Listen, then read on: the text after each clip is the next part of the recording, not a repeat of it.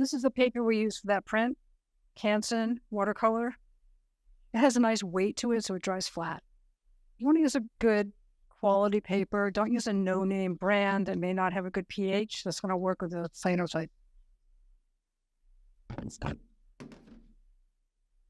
No matter what kind of container you use? Glass, plastic. I would avoid metal. Why metal? Just what I've read about it. I've never had experience with anything happening, but apparently it might react. I'm going to make a 1/2 cup solution, so it's a 1/4 cup of each. I always start with A first.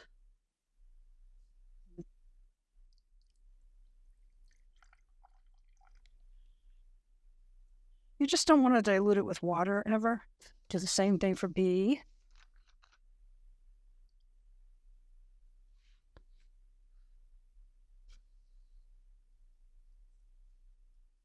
It's pretty quick to coat paper, and you need hardly any. Like, that's even too much. Very thin. Very thin. I'm going to get those little bits off. And now I'm going to hang it up in the darkroom closet. So this has to dry in the dark. We don't have a closet here, so we're going to use this grow tent. It's a blackout tent. There's no sun, no light gets in there.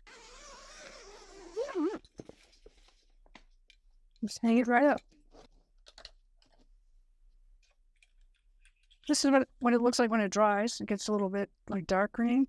How long does it have to sit here? I like to do it overnight. I am cutting out my objects on the negatives. This is a negative. Sometimes I work with positives too, though. Is that inverted? Oh, no, that's inverted. You can print anything you want on the acetate. You can print positives, negatives. You can print color. How much time do you spend in Photoshop? As little as possible. I don't do much adjusting. I just went out back and shot these. We have a lovely little stream. Why scissors, not an X-Acto knife? Everybody asks me that. The scissors are more fluid? Yeah, for me. I think I like holding it up in the air and just try to mellow out as I do it. Is the cutting spontaneous? Well, I've already chosen from the photograph when I looked at what I wanted, and so I knew what I wanted to cut before that. So I'm just cutting out the background. I have a lot of my work is things like tumbling down, kind of suspended. So I like things that hang down. So these leaves are hanging down, and that'll work well with what I like to do. Westcott non-stick titanium scissors. These are great.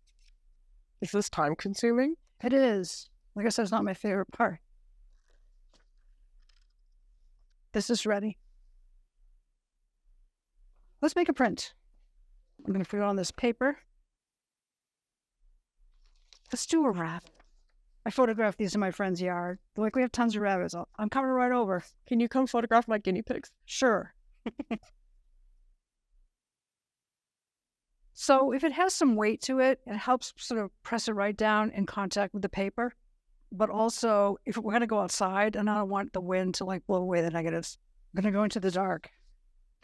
Yeah. What is this place? It's our dark room, or our dark space. Yeah. Oh, there's another tent? There is. Come on in here. This is a grow light. Don't look directly at it because it's... Wait, where is it turning on? Oh, whoa. We start it usually down there and then turn it all the way on. We look like we're in a Shakespearean play. Yes. It's used for growing plants. Let me drag this over. It'll be quick because the light is right there. How do you know to use this? Julia Whitney Barnes does beautiful work. She had one at home, and I was like, that's brilliant. So I got one. Now I'm going to turn it up, get it really cooking. Why did you start lower? So I don't blind myself. There are 2 ways to know when it's done, when it's ready to be washed. One is that it changes color while it's under the light. It changes from a green, kind of a dark green, and then starts to get sort of greenish brown. But I'm also going to use a timer because I know that at this distance, 15 minutes or so, it's going to be ready. You were right. I shouldn't have looked. Yeah. That hurt. Sometimes I wear sunglasses. It's been a little over 15 minutes. Turn it down. It's not done. I want to give it a little more time. Yeah, let's give it another 5 minutes. How do you know it needs more time? It hasn't changed to that bronze color enough. It's a little bit like bluish green. Turn it off. Let's go wash it. Don't hurt yourself. This is the moment of truth.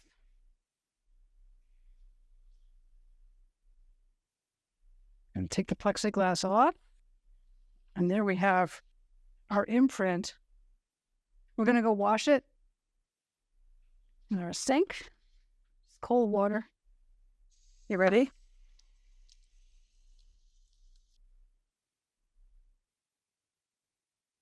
This is all going to get lighter and the background's going to go dark.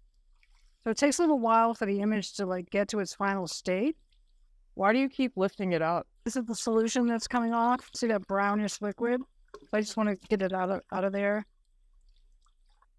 So we're seeing the highlights emerge? Yeah, the highlights are emerging. The blue has come out. Remember, it was brown. So we can see what it's going to look like in 24 hours. I just want to rinse until it's clear. There's no more of the brown liquid coming off. This is going to turn like white or light color, this purple, eventually. Regular hydrogen peroxide, a teaspoonful, that's it. It hyper oxygenates it.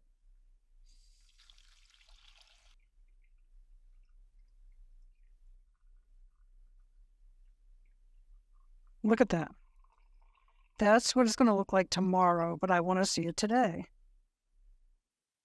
So rich.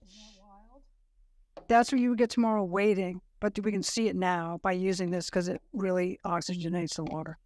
Contrast is so luscious. Now you have to wash off the hydrogen peroxide because if you leave it on there for a while, it's going to start to bleach it. You have to remember that step.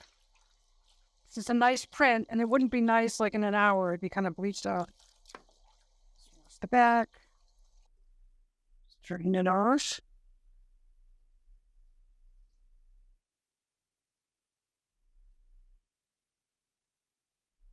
But this is really pretty. It's like magical. Yeah, very silvery.